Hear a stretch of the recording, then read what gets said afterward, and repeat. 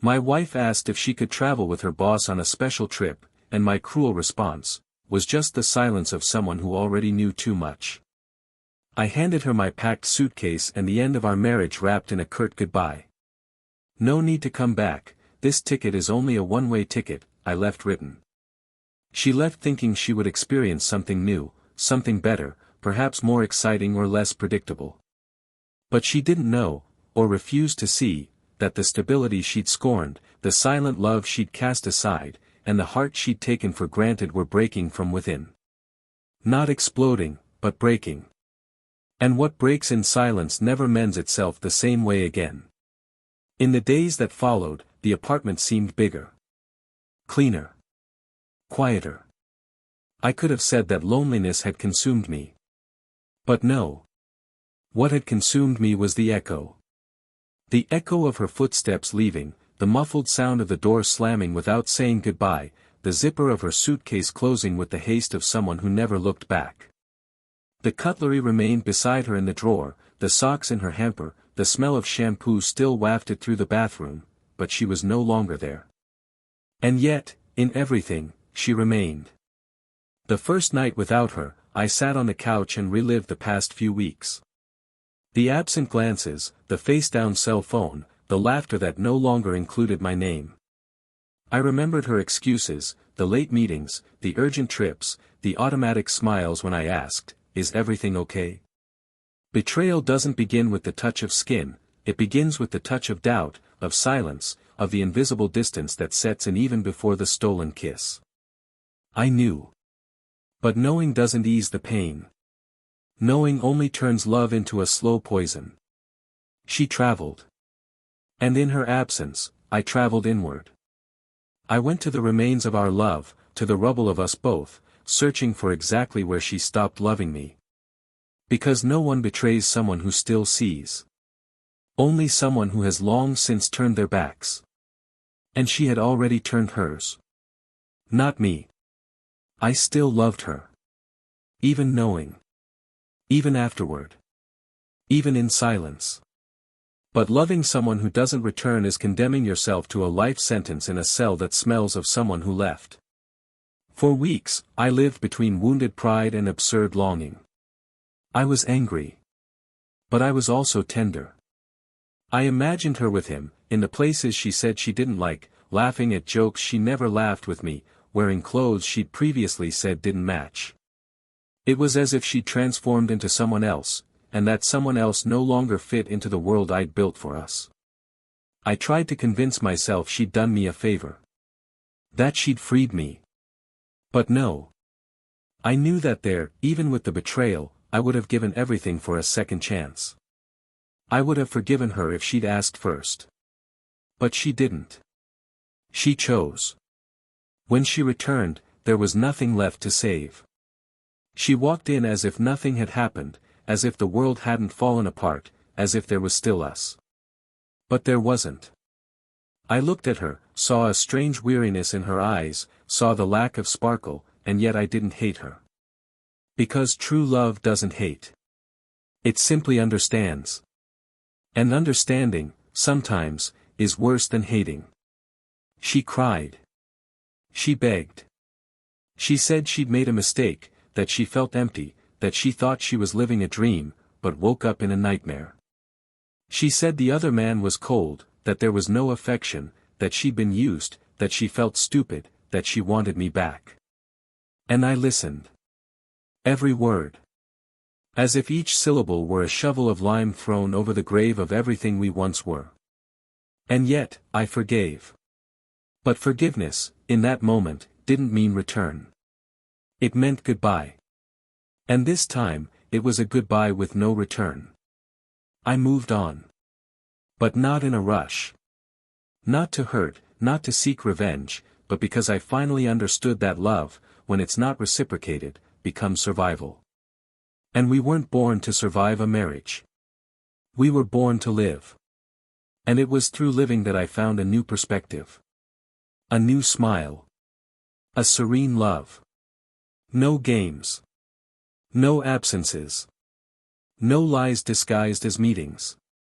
A love where I fit completely, without needing to shrink. And in this new love, I saw myself again. Not as someone else's reflection, but as my own protagonist. Years later, something happened. She came back. Not to ask again, not to try to get back together. But because she carried a weight on her chest that she no longer knew how to lift. She came to me one random night, saying she dreamed about me every week, that in every dream I held her, that in every dream she told me she loved me, that she was waiting for me, that she asked for my forgiveness. And that in those dreams, I cried. I cried, but I hugged her. I cried, but I forgave her. I cried, but I welcomed her back. She said she woke up every day with wet eyes. That she looked to the side and saw only her pillow. That she talked to herself. That she smelled my coffee. That she heard my voice in the songs. That she smiled at my memories and then cried with the certainty they would never return. And that on that day, the day she came to me, the dream was different. In the dream, she knocked on my door.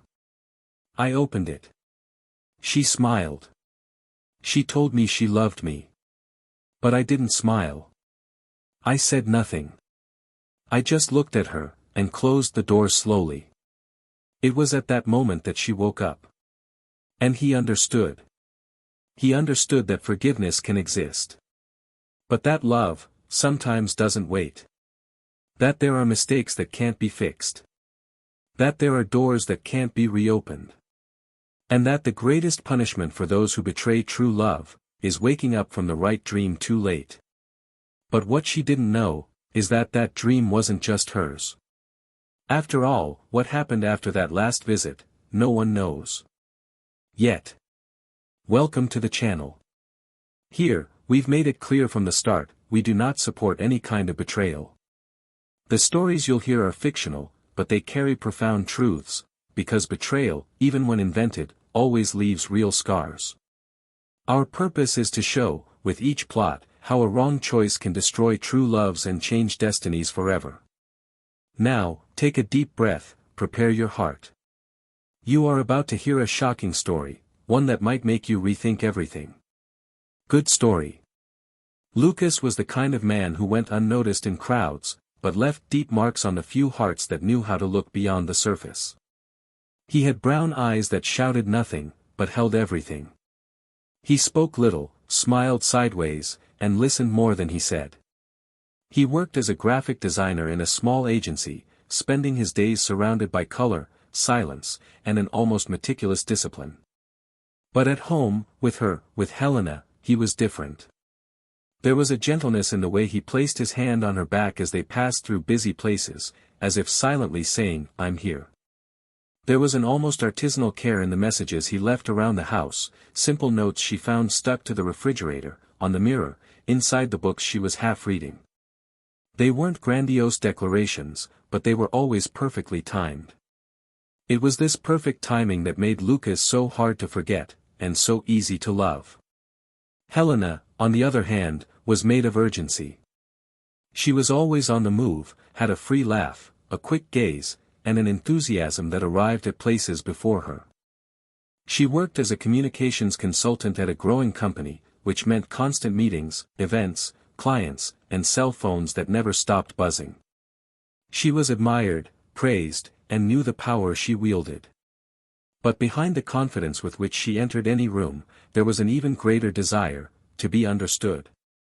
Not just loved, that she knew she was, but understood in the silences, in the weariness she couldn't name, in the phases when she didn't even recognize herself. With Lucas, she found refuge from her chaos. He was the respite she couldn't ask for. He was the grounding. Their house was small, but full of details that betrayed who lived there. The walls were adorned with paintings that blended his aesthetic taste with her optimistic quotes. On the bookshelf, design books shared space with dramatic novels and inspiring biographies. There was a worn sofa they insisted on keeping because it was the first they bought together. A cracked vase she accidentally broke, which he glued back together with hot glue and a touch of irony, claiming it was modern art. The bedroom was simple, but the closet smelled of them both. She left her toiletry bag on the sink, and he pretended not to mind. It was an imperfect but incredibly intimate routine.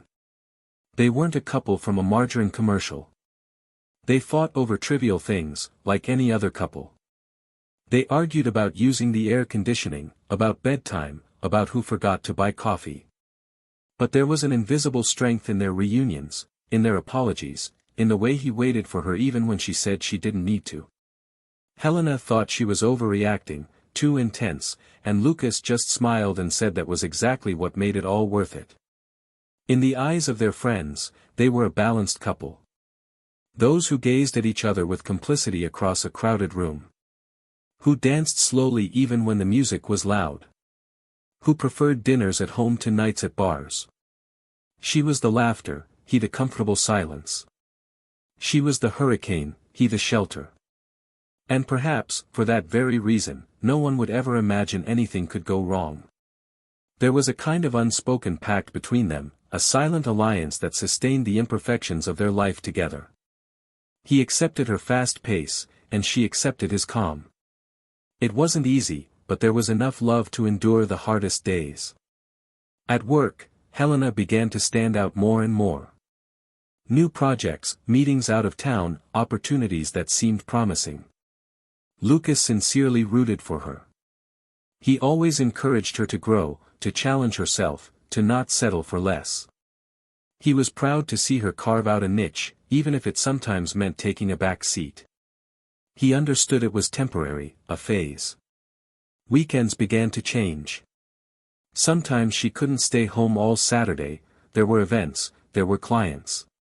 Some Mondays began with her bags already packed. He didn't complain. He just helped her close her suitcase and made her coffee before she left. It was the kind of love that understands. Or that tries to understand as far as it can. But even the strongest relationships can have invisible cracks. And no one notices when affection starts to become routine. When a kiss on the forehead becomes an automatic gesture. When "take care" starts to sound like protocol.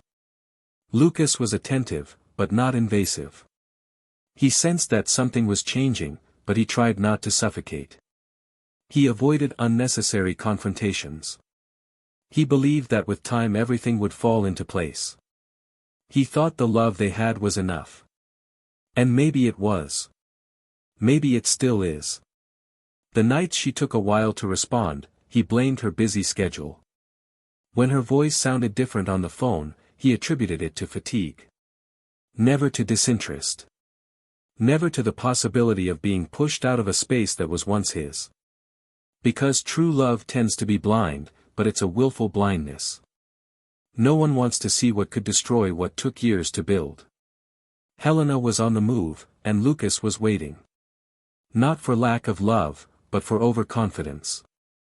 Because he believed that when the dust settled, when the projects were finished, when his schedule cleared, she would return in one piece, as she always did. But returns aren't always complete. And sometimes, the path someone takes away changes who they become when they try to return. Friends noticed the distance, but no one said anything. Perhaps out of respect, perhaps out of fear of being wrong. Social media showed smiles, photos together, dinners for two, everything seemed normal. But only those who live within silence know how loud it can be. Lucas heard that scream. He slept next to him. But he didn't know how to talk about it without seeming controlling, insecure, or paranoid. So he kept quiet. And the silence, slowly, carved a space between them. Despite this, there were still good times. There were still shared laughs, movies on Sundays, conversations late into the night. Helena still laid her head on his shoulder sometimes. He still made her chamomile tea when she said she had a headache. The love was there, but something was already beginning to fade, like a photograph slowly fading, unnoticed. And when you do, you can no longer see the face clearly. Lucas kept writing notes. Sometimes he'd leave one on the mirror with phrases like, "Just come back when you have time to lie on the couch with me," or, "The world can wait, but my hug can't." Helena would laugh, sometimes, other times she'd just ignore him. She'd say she was tired, that she couldn't stop now, that all of this was important. He'd agree. He'd say he'd be waiting. He always would be. Daily life was shaped by absence disguised as presence. Breakfast together became a luxury. Lazy Sundays became days of check-ins and flights. Bedtime conversations were replaced by quick voice messages or hasty emojis. And yet, Lucas maintained hope. Because those who truly love don't give up at the first sign of change. Those who love believe that love is a process, a continuous construction, that survives even small absences, as long as there's a return. But there was something in Helena's gaze that Lucas couldn't decipher. Something hugs couldn't contain. Something words couldn't reach. A new kind of emptiness. A different kind of absence. As if she were there, but no longer belonging. And even though he felt this, he still looked at her as he had in the beginning. Like someone who finds peace in the chaos. Like someone who knows no one but her is home. Back then, the days continued with the same semblance of normality. Two adults, sharing the same bed, the same plans, but at different frequencies. Time doesn't shout, it whispers. And the whispers became internal screams for him, but whispers she ignored. Still, the bond held. Or at least he believed it did. Because that's what he was made of, the belief that, if it were love, it would endure anything. Until one day, she asked, and the silence answered. But until then, history had not yet revealed all that it held. Nor what would be lost. Nor what would be forever. The routine continued to stretch like a taut rope between two different worlds. Helena arrived later than usual, no longer offering explanations as before, only short messages letting him know everything was fine, not to worry, that it was just another appointment. Lucas, who had always believed in time as an ally, began to suspect that time was now working against him. The house was quieter, the laughter diminished, and the sofa, which once sheltered two bodies entwined on cold nights, now held only one. Her absence wasn't just physical, it was something deeper, like an emotional absence that sets in even when the body is still present. He missed her even when she was there, sitting a few feet away, on her cell phone, answering emails or laughing at something he didn't understand. The distance had a smell, a texture, and was slowly spreading through the walls, the sheets, the washed glasses stacked in the sink. He began to notice small details. The perfume she once wore for special occasions was now the scent she carried even on a regular Tuesday. Her cell phone, which used to be thrown on the table, now sat glued to her palm, always face down. Notifications, once shared casually, became secrets protected by passwords and averted glances. Lucas had never been the controlling type, but there was something about that change that ignited a new uneasiness, a nagging feeling deep within his soul. He tried not to think about it, tried to justify it with her heavy routine, her fatigue, her desire for professional growth. But there was more. There always is. The problem is that the heart knows first, but the mind refuses to accept it. One night, while organizing some paperwork at home, he found a boarding pass forgotten inside a book she'd taken on her last trip. The date didn't match the one she'd given. The destination was different. It didn't make sense. His heart raced, but he didn't react immediately. He closed the book, put the paper away, and went to the kitchen. He poured a glass of water and drank it slowly. The ice of doubt was beginning to melt inside him, but he needed more. Some confirmation. Or perhaps a better told lie to keep him believing. In the days that followed, he observed. Without intruding, without confronting. He just observed. She began to avoid looking him in the eye for long periods of time. She changed the subject when he asked about details of their travels. And when he said he missed her, she smiled slightly, but didn't say she missed him too. The night everything began to unravel came subtly, as it almost always does with major losses. They were having dinner in silence when she bluntly announced that she would have to travel again, but this time it would be something more special, as she put it. An important event, reserved only for the team's most strategic collaborators. Lucas nodded. He said nothing. He didn't ask any questions. She seemed tense, but she tried to hide it. She said it would only be for 3 days, that she'd barely have time to miss it. He smirked, like someone hearing an old joke. 3 days. 3 nights. 3 abysses. The day before the trip, he prepared her favorite dinner. He lit candles and put on some calming music, as they used to do in the beginning. She arrived late. She said she had a long meeting and almost didn't come straight home. When she entered, she was surprised by the atmosphere. She sat down, thanked him, and ate quickly. She didn't ask about his day. She didn't notice his new shirt. She didn't mention the dessert he bought at a special place. It was as if she were somewhere else. And maybe she was. Lucas said nothing. He just watched her with a look that mixed love, disappointment, and a hint of resignation. He didn't know everything yet, but he already knew too much. The next morning, he got up before her. He calmly packed her suitcase. He separated her favorite clothes, folding them precisely, just as she did. He left a simple note attached to the zipper. "Have a good trip." When she woke, her suitcase was already packed at the door.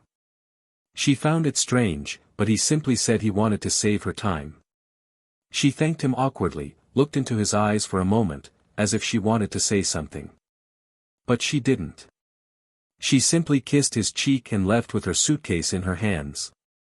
Lucas stood in the living room, listening to the sound of her footsteps in the hallway, the scrape of the suitcase's wheels. And when the door closed, something inside him closed too. For the next 3 days, he didn't try to contact her. He didn't call, he didn't text, he didn't ask if everything was okay. He was silent. A silence that echoed through every corner of the house. On the 3rd day, she didn't return. She texted late that night saying she'd had an unexpected event, that she'd have to stay another night, but that she'd be back the next day. He responded with a simple, "Okay." No punctuation. No emotion. It was at that moment that she knew something had changed. The next morning, he left early. He went to a cafe downtown and spent hours there, writing, people watching, trying to find meaning amidst the emptiness that was setting in. When he returned home, she was already back. Sitting on the couch, her suitcase beside her, her eyes red but tearless. He walked in without saying anything, took off his shoes, put away his keys, and went to the kitchen. She followed him. He said she needed to talk. That she had made bad decisions. That not everything had turned out as she had hoped. That she had gotten confused. He simply listened. He looked into her eyes and let her speak. And she spoke. She spoke of how alone she felt, of how lost she had become trying to prove something she didn't even know to whom. Of how she had let her vanity make decisions for her. And then, in a low voice, she said she had made a mistake. A grave mistake. Lucas leaned against the wall, crossed his arms, and remained silent. Helena continued. She said the trip had been different, that it wasn't just work. He said it had happened, but he regretted it.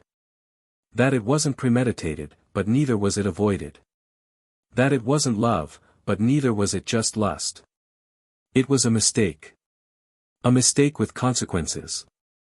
And now, there, facing him, she didn't want forgiveness yet, she just wanted him to know the truth. The ground seemed to shift beneath his feet. Everything he had feared materialized in words loose in the air. Words that could not be collected. He didn't scream. He didn't cry. He didn't make a fuss. He just turned and went to his room. He grabbed a small suitcase, opened the closet, and began packing his things. Helena ran to him and asked what he was doing. He said, in a firm voice, that it was better this way. That he couldn't do it anymore. That he no longer knew where they were. She begged, held his hands, and told him she still loved him. But he just looked at her and said that love doesn't survive everything. And that, at that moment, he needed to love himself more than forgive. He packed his bags and left. He didn't give an address, didn't respond to subsequent messages, didn't answer calls. He disappeared. He was gone for days. She went to her friends, but no one knew. Or if they did, they didn't say anything. He had disappeared not to seek revenge, but to avoid falling apart completely. Days later, she received an envelope in the mail. No return address. Inside was a note and a key. The note contained only one sentence: "This was the last space we shared. Keep it." It was the apartment key. Alongside it was a photo torn in half, showing her smiling. Lucas, however, was missing. It wasn't the end of the story yet. There was still something to be revealed. Something she never imagined. Because sometimes, when we think we've caused all the pain possible, we discover there's still more to lose. So much more. Helena spent weeks suspended, living as if time had ceased to exist. Lucas didn't respond. He didn't return. The apartment was empty, but not silent. There were ghosts in every room, memories bumping into the furniture, memories that refused to go away. She continued to live, or at least pretend to. Work, commitments, attempts to move on.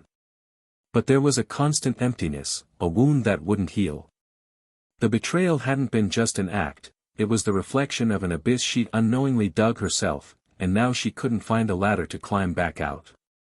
Regret came in the details, in the little things that once seemed like trivial routines but now seemed precious, the way he'd folded his socks, the slow brewing of his coffee, the way he'd said, "Did you get home okay?" as if it were a prayer. But there was no going back. Time passed. She tried to write, tried to search, but Lucas had become absent in every way. He no longer posted anything, didn't frequent the same places, didn't give any signs. And perhaps that was what hurt the most. He wasn't angry. He just moved on. Like someone closing a door without locking it, but knowing no one else will try to enter. Then came the true silence. And with it, the consequence of everything. One night, while sorting through boxes of old things to donate, she found a black folder with printed pages, something Lucas had forgotten or left behind on purpose.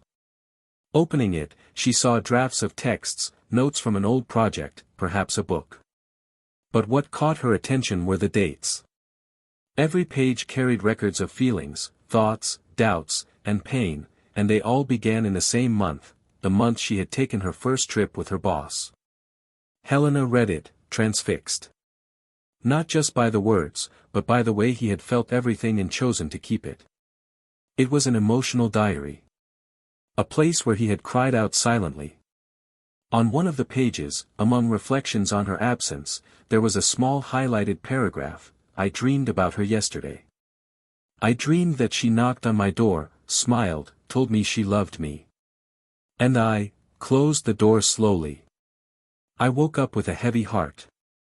Because in that dream, I loved her, but I didn't want her anymore."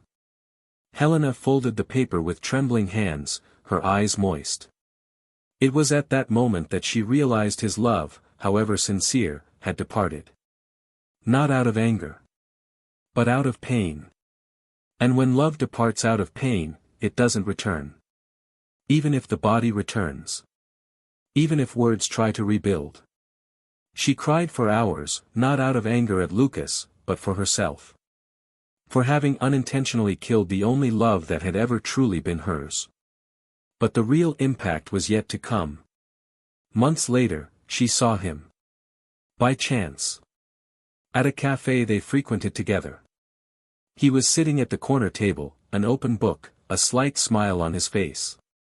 A woman sat in front of him. A serene woman, with a calm gaze and simple gestures.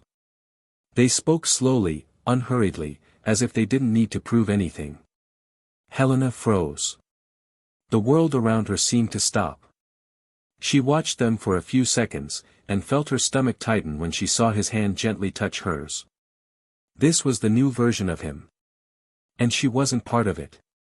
She decided to leave before he saw her. She couldn't bear that encounter. Not like that. But fate, ironic as ever, decided she needed to see more. Days later, she received an unexpected invitation. A coworker mentioned she'd recently met someone new, and that he played piano at a small bar on Thursdays. Helena, unsure why, felt a kind of vertigo. She didn't ask his name. She just went. Arriving there, the sound of the piano invaded the room like a vivid memory. And there he was, standing in the center of the room, focused on the keys. There was silence all around. Everyone was listening. His new wife was sitting in the front row. The bar wasn't large, but it was full. His name was on the sign at the entrance, and the owner announced him as someone who had become part of the house. When the song ended, Lucas thanked her with a shy smile. He left the stage, walked between the tables, and kissed the forehead of the woman waiting for him. At that moment, Helena realized something she hadn't fully grasped yet: he was happy. Truly. Not out of revenge. Not to show he'd overcome. But because he'd rebuilt. Without destroying anyone in the process. She wanted to hide, but it was too late. He saw her. A brief second of silence between them. Helena took a deep breath and walked toward him. The encounter was brief. They left the salon and met outside. He greeted her politely, with a restrained smile. She didn't know what to say. She tried to bring up some random topic, but soon gave in to her emotions. She said she still thought about him. That she dreamed about him. That she carried the guilt every day. Lucas listened patiently. He didn't interrupt her. And when she finished, his voice breaking, he said he had already forgiven her. That he no longer held any grudges. But there was also no more room. He said he understood what she felt, but that he needed to be faithful to what he had rebuilt. That she had been part of a beautiful story, but now she was living a different one. And that this new story deserved peace. Helena nodded, trying not to break down right there. Before he left, he handed her an envelope. He said it was the last part of a chapter he needed her to read. She took the envelope home and, upon opening it, found a text he had written. It was the last excerpt from the emotional diary she had found months earlier. And there lay the secret. Something she could never have imagined. In the text, he described a recurring dream. One in which the two of them were at home, laughing, cooking together, just like old times. She apologized, saying she wanted to get back together, that she'd made a mistake. He said he still loved her, but there was something he needed to tell her. And then, in the dream, he revealed, "I betrayed you too. Not with someone else, but with the idea that you were still who you used to be. I betrayed our love when I refused to see that you were gone long before we packed our bags. I betrayed my own intuition, believing that what we felt was enough, even when everything screamed that it wasn't. And that was the most painful betrayal of all." Helena let the paper fall to the floor. She was silent for minutes. That secret wasn't an act. It was a raw, profound, emotional truth. Lucas had never cheated on her with anyone else, but he had betrayed himself, trying to hold on to a love that was already broken. He tried to hold on to her as before, even when she was no longer the same. And in doing so, he betrayed himself. His forgiveness, now, made perfect sense. It was a forgiveness that came from someone who had understood his own failure, not of behavior, but of hope. And perhaps that was the greatest lesson of all. Love, when unrequited, becomes sacrifice. And sometimes, those who love too much also make mistakes. They make mistakes by insisting. By ignoring the signs. By giving up. Helena realized the price she paid was high. But Lucas had paid his too. And now, they were even. Just on different paths. Helena didn't sleep that night. The envelope lay closed on the living room table, but its contents were already etched into her skin as if tattooed raw. She felt the weight of Lucas's words more intensely than any direct accusation. He hadn't yelled, hadn't thrown anything in her face, hadn't humiliated her, hadn't pointed fingers. And yet, everything inside her hurt. It hurt with surgical precision, with a depth no fight could reach. That text was a farewell written with cruel tenderness, like someone undressing without provocation. Lucas had acknowledged his own betrayal, not against her, but against himself. And it was then that everything fell apart completely, not because of the guilt of what she had done, but because of the realization that he, even after everything, still held himself responsible for having loved her beyond his time. In the following days, Helena tried to regain some semblance of routine, but there was no structure. Life had moved on for everyone around her, but internally, she was paralyzed. The image of Lucas playing the piano wouldn't leave her mind. Not out of jealousy or possession, but because of the serenity with which he carried on. Because of the lightness she had taken from him for so long and that now, finally, he had reclaimed with someone else. It was difficult to accept that she had become the weight that prevented someone from being happy. She began to avoid the places they frequented together, blocked memories on social media, put everything that reminded her of him in a box and hid it in the back of the closet. It wasn't spite. It was grief. The grief of the love she had killed with impulsive decisions, and of which now only echoes remained in her mind. A month later, on a rainy Friday afternoon, she received an unexpected invitation. Lucas's girlfriend, Julia, had sent her a message. Not angrily, not sarcastically, but with unexpected kindness. She said she wanted to talk. Helena hesitated for hours. She considered ignoring it. She considered responding coldly. She considered pretending she'd never received it. But something about that message resonated with her. Maybe it was the lack of judgment, or the courage inherent in the proposal. The next day, they met at a discreet coffee shop on the opposite side of town. Helena arrived first. Julia entered a few minutes later, unhurried, with a restrained smile and a firm gaze. The initial silence was dense, but not hostile. Julia ordered tea, Helena coffee. The rain beat against the windows with hypnotic constancy. Julia was the first to speak. He said he had no intention of reopening wounds, nor of competing for truths. He simply wanted to understand. Not understand betrayal, but understand Lucas. He said he loved him. And that, to love him completely, he also needed to know the parts he didn't say out loud. Helena lowered her eyes, unsure how to react. She hadn't expected that. Julia continued, saying that Lucas had told her everything, or almost everything. He had spoken of the separation, the pain, the distance, but never with rancor. Always with care. And she, as a woman, sensed there was something more there, something he couldn't or wouldn't fully reveal. Helena took a deep breath. She said she didn't know where to begin, that if she could go back, she would have done everything differently. Julia nodded. She said she didn't want judgment or justifications, just honesty. And then, between sips of coffee and heavy gazes, Helena began to speak. She said that for a time, she felt Lucas had stopped seeing her. That her professional growth was accompanied by an emotional loneliness she couldn't name. That she felt admired, but not understood. She said she wasn't looking for another love, nor did she even desire betrayal.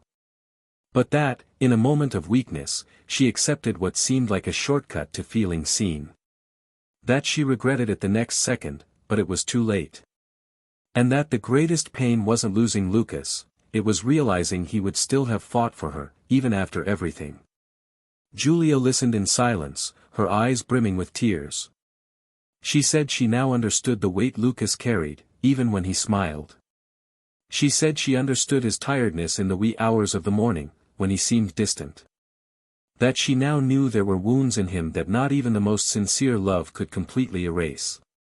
But she also said she would love him anyway. That she wasn't expecting an intact man, but a whole man within her means. Helena swallowed hard. For the first time, she saw the love between them in a real way. Not as a trophy of overcoming, but as something built on rubble. And that was more beautiful than she could bear. At the end of the conversation, Julia stood, extended her hand, and said thank you. Helena shook it firmly, but inside, she was already in pieces. She returned home with her eyes fixed on the floor, as if carrying tons of regret on her shoulders.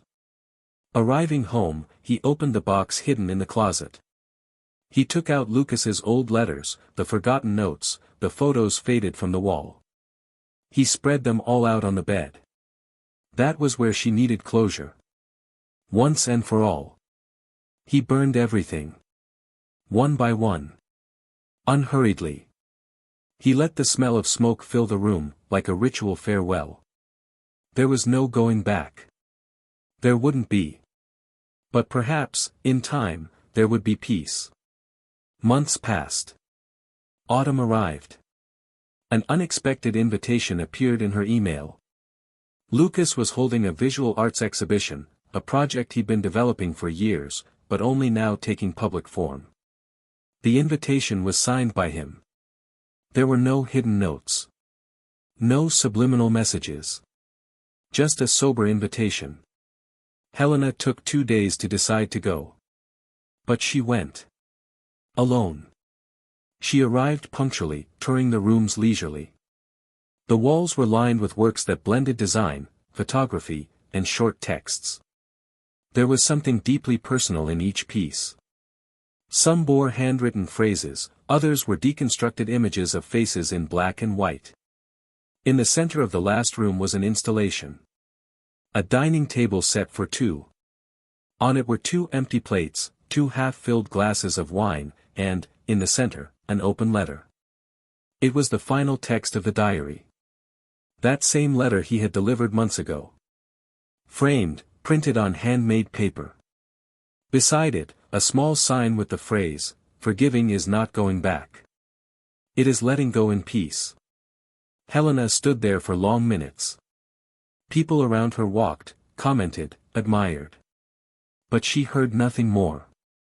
She read every line of the letter as if for the first time. She left the gallery in silence. She didn't cry. She didn't smile. She just breathed. For the first time, she truly breathed. She let the air in deeply, without guilt, without pain. Just a clean void. A space where before there had been turmoil. Lucas saw her from afar, but didn't go to her. He knew it was no longer necessary. Their story had ended with dignity. Without scandal. Without ruin. Only with the truth. And the truth, even when it hurts, sets you free. And so, each went their own way. He, with a new love. She, with a new outlook on herself. And life, with a chapter closed. Not with a full stop, but with a silent ellipsis. Because some stories don't end. They just transform who we become after living them. As she left the gallery that night, Helena felt a different silence accompany her steps. It was no longer the silence of abandonment, nor the suffocating silence of absences that had once surrounded her. It was an internal, mature silence that emerges only when one accepts the definitive defeat of a battle fought for a long time, but which no longer made sense. For the first time, she no longer felt the urge to chase, to rewrite history, to seek a rapprochement. That exhibition, that framed letter in front of so many people, had shown her that the chapter had been closed not only by Lucas, but by time itself, by the choices she had made and the consequences she now understood without needing anyone to point them out. She walked the empty streets with the feeling that something inside her had also emptied. Not bitterly or melancholically, but with the lucidity of someone who has finally understood that love, however great, cannot survive alone, nor can it resist the carelessness of those who believe they will always have another chance. In the following weeks, she began to look at her own life with a kind of unprecedented sobriety. There were no more crises, no more desperate attempts at repair. She began making small changes to the apartment, repainting the living room wall, rearranging the books, and getting rid of objects that carried heavy memories. Not out of resentment or an attempt to erase the past, but out of a need for space. She needed to see herself outside the version of herself she had become while in that relationship. She began walking in the late afternoons, frequented a nearby library, and resumed old habits she had abandoned. There was still pain, yes, but it was accompanied by understanding. It was a pain that no longer grounded her, that required no justifications or fantasies. It was a clean pain. And that, in a way, was also freedom. Lucas, for his part, was immersed in a new routine marked by emotional stability and resolved silence. He no longer carried the weight of what had been. He shared his life with someone who didn't demand constant proof of love, who understood his pauses, his restrained gestures, and who knew how to distinguish silence from absence. Julia was a firm and gentle presence. She didn't suffocate him with expectations, nor demand words he couldn't say. Lucas was finding himself again, not only as a man, but as someone who had learned to protect his affection without needing to isolate himself. The piano, which for years had been merely a solitary refuge, was now also a form of expression, sharing what he previously couldn't name. And even though the past still visited him from time to time, it no longer dominated him. It no longer hurt. It was simply part of him. Time followed its course, as it always does, and with it came new seasons. Helena became involved in volunteer projects, dedicating part of her weekends to community activities. There, she found a purpose unrelated to relationships or external validation. She met new people but avoided romantic involvement. Not out of fear, but because she now understood the depth that surrender requires.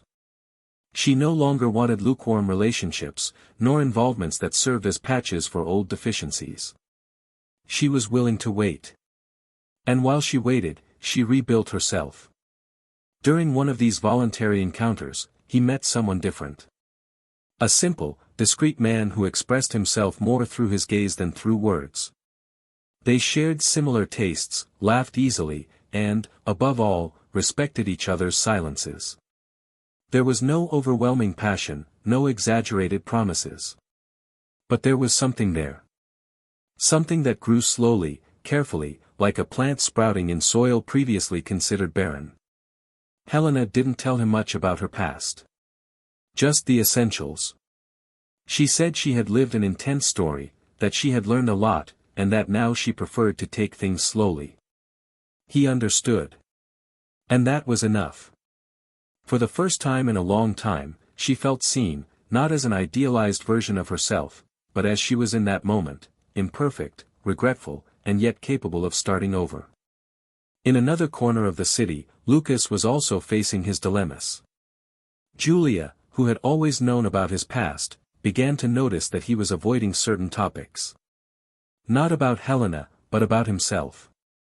She loved him sincerely, but didn't want to live in the shadow of a man who carried unresolved wounds. One night, after a simple dinner, she confronted him gently. She said she didn't want to be a refuge. She wanted to be a choice. And that she understood the traumas, but needed to know if she was building with someone whole, or just with what remained of someone who hadn't yet allowed themselves to love fully again. Lucas was silent for a few moments, staring intently at the glass in front of him. Then he looked up, touched her hand, and told her that, for the first time, he was exactly where he wanted to be. And that the peace she brought was the only reason he had been able to leave the past in its proper place. These dilemmas, though silent, revealed the depth of the choices they had both made. Helena, recognizing her mistake, sought redemption in no one but herself. And Lucas, accepting what he felt, didn't use pain as a shield to avoid new bonds. Both, in different ways, were trying to find the right balance between what they were and what they could become. Neither emerged unscathed, but both were transformed. As time passed, Helena met Julia again by chance. They were at a social event hosted by the library, where they both, coincidentally, were involved. The reunion was unexpected, but not uncomfortable. They greeted each other respectfully, exchanged few words, and went their separate ways that night. But there was something in their eyes that said more than any conversation. They both knew what it meant to experience something real with Lucas, and both were aware of what had to be given up so he could find peace. It was a silent, almost fraternal recognition between two women who, through opposite paths, were part of the same life, the same story, and who now understood that no one emerges from love unscathed, but that emerging different is sometimes the greatest way to grow. One Saturday afternoon, Lucas received a letter. Handwritten, with no return address. He recognized the handwriting before even opening it. Helena didn't apologize. She didn't ask for a response. She simply talked about life, about her new love, about how much she had learned. She said she now understood that love isn't just about presence, but about constancy, daily choices, and respect for what the other person offers. And that, as painful as their ending had been, she was grateful. Because it was in loss that she found herself. The letter ended with a phrase that stuck with him for a long time: "When I learned to live without you, I realized how much of myself there was still to discover." Lucas kept the letter.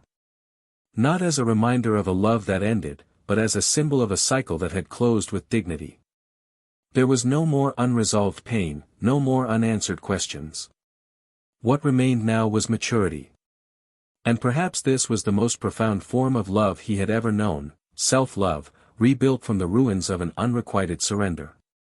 That story, made of mistakes and successes, of silences and unspoken words, didn't end with villains or heroes. It was, above all, human. And like every human story, it carried layers of choices, moral dilemmas, legitimate pain, and lessons learned that only time can reveal.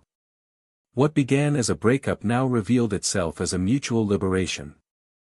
And even though they both followed different paths, there was, between them, an invisible bridge made of respect, belated understanding, and a certainty: some stories aren't meant to last, but to teach. And this one, without a doubt, taught more than any happy ending could. The following month, life seemed to breathe a little more deeply, as if everything were finally settling into place. Encounters with the past became less frequent, not out of indifference, but out of a kind of serene acceptance that certain wounds don't need to be opened to be understood. Helena continued rebuilding a new version of herself, one that no longer apologized for existing, but also no longer demanded forgiveness for every mistake made. The man she had met through volunteering, Thomas, wasn't a fresh start disguised as salvation. He was someone who entered her life with the lightness of someone without exaggerated expectations, just presence and a genuine willingness to explore the truth behind every layer. And that was, in some ways, what she needed most: someone who would see her without filters or judgment. One afternoon, they were walking through a street fair, chatting about trivialities, when she, unexpectedly, spoke about Lucas's exhibition. She said she'd been there, seen everything, read the letter, and understood. Thomas didn't ask questions, just listened. And when she finished, he responded with a simple sentence: "The things that change us usually hurt." After that, they continued in silence for a few minutes, without any awkwardness. It was the first time in a long time that she had allowed herself to share something so profound without being interrupted by advice, consolation, or interpretations. Thomas respected the timing of words and the spaces between them. And it was in this simplicity that he became essential, without promising eternity or filling gaps that didn't fit. He simply stayed. And sometimes, that was all someone needed. Lucas, for his part, saw his routine taking on more defined contours. His creative projects were flowing, performances became more frequent, and his relationship with Julia was entering a phase of quiet maturity. Their words were less intense, but more genuine. One day, she surprised him with a short trip, a weekend away, to a remote location where cell phone reception barely worked and time seemed slower. Sitting on the porch of a rustic inn, amidst the smell of wood and the sound of wind through the trees, Julia asked if he still thought about Helena. Not with jealousy, but with that raw honesty that only those who truly love can muster. Lucas took a deep breath, stared at the horizon for a few seconds, and replied that, yes, sometimes he did. But not like before. He said the memories came back like old scenes from a movie he'd seen many times before and now no longer felt the need to rewatch. He added that what he experienced with Helena taught him a lot about what he wanted, and what he would never accept again.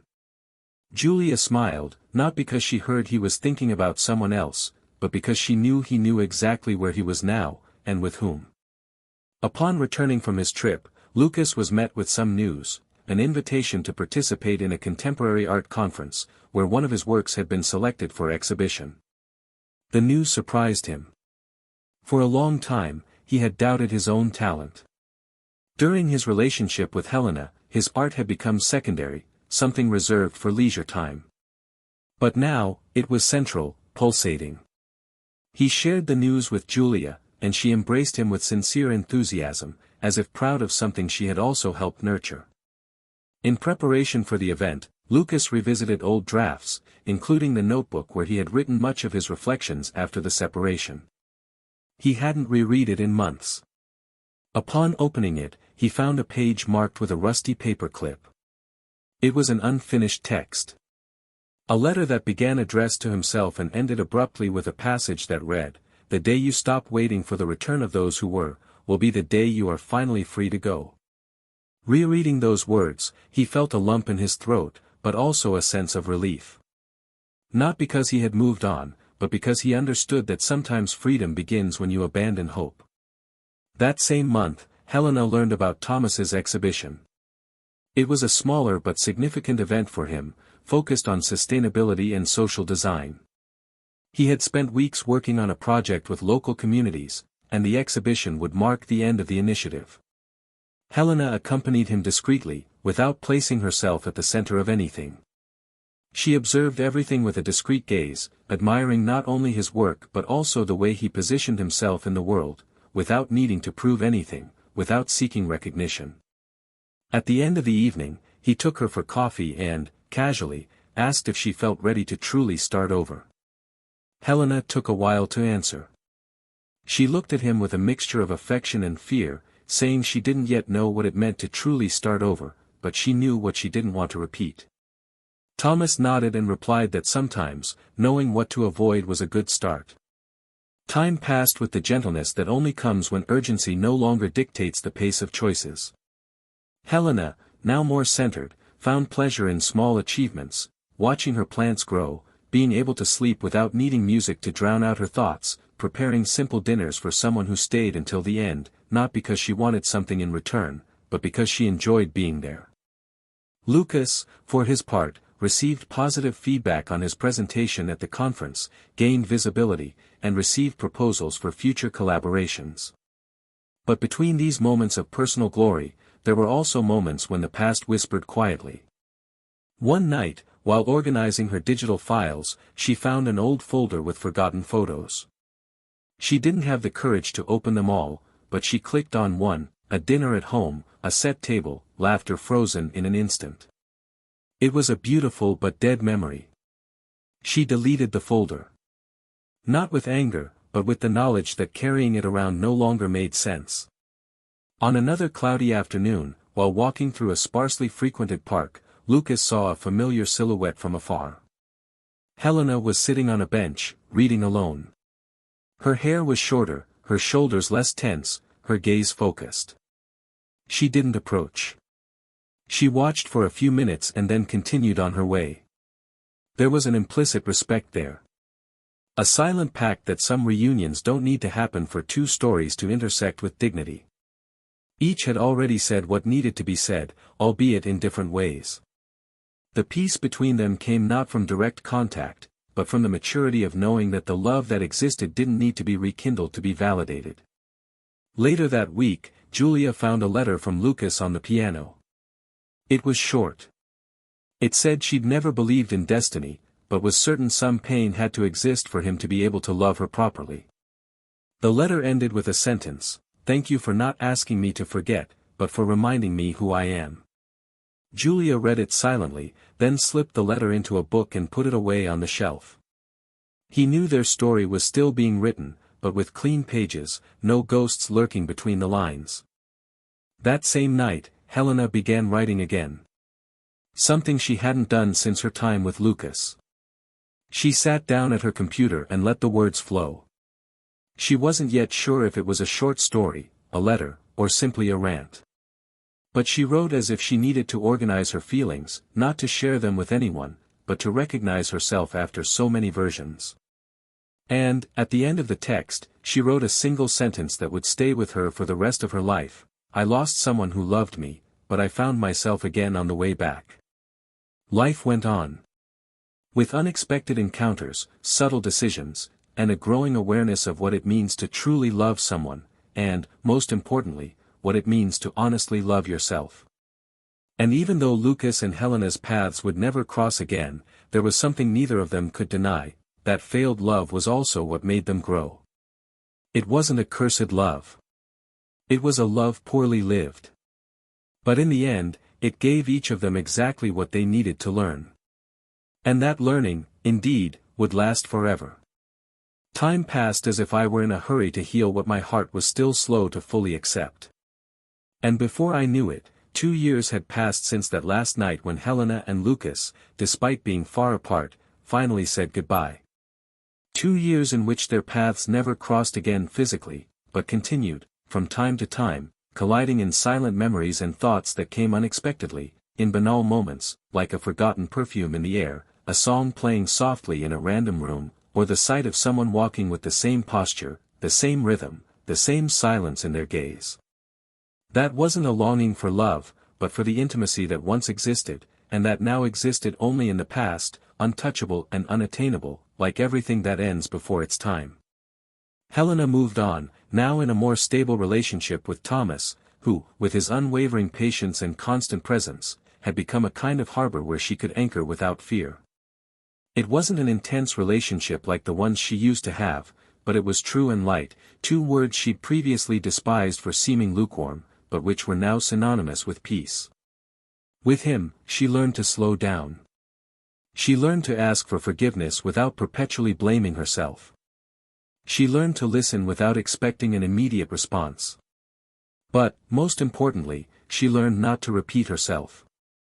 And even though she'd never recounted in detail everything she'd experienced with Lucas, Thomas knew, in her silences, that it had been a founding pain. He accepted it naturally. And that was more than enough. One morning, waking up earlier than usual, Helena went down to the living room and found an envelope on the table. Inside was an invitation. Unsigned, uninscribed. It was for an exhibition in another city. One name caught her eye among the invited artists: Lucas. She didn't hesitate. She called Thomas and told him. She said she wanted to go. Not with the intention of reuniting, but because she wanted to see who he had become artistically. Thomas, without a hint of jealousy, said he supported her. And that if she wanted, he would go with her. Helen refused. She needed to do this alone. She needed to end a cycle on her own 2 feet.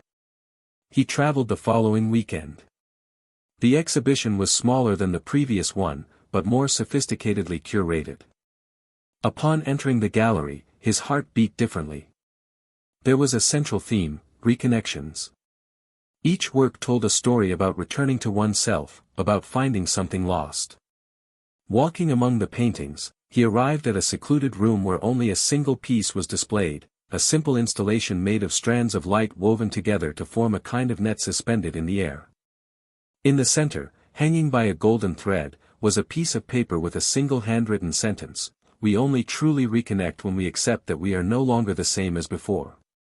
Helena stood there, her eyes fixed on that sentence, trying to absorb its depth. She didn't see Lucas.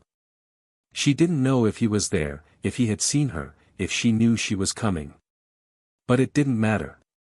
That message was what she needed. And she left with the certainty that she no longer needed to carry that open chapter within herself. It was closed. Closed with art, with delicacy, with respect. Meanwhile, Lucas was also going through a decisive moment. Julia, who had been by his side for so long, had received a job offer in another country. And, for the first time, they faced a difficult choice. It wasn't a breakup, but a new challenge: stay together long distance or go their separate ways. They spent nights talking about it, and the conclusion wasn't dramatic or tearful. It was simply the mature understanding that some people come into our lives to help us find ourselves again, and that sometimes that's enough. Julia left months later, and they decided not to freeze their relationship or make eternal promises. They kept in touch, exchanged messages, but knew that each now needed to navigate their own path. It was during this period of peaceful solitude that Lucas wrote his first book. It wasn't a novel, nor a biography, but a collection of chronicles about the phases of love.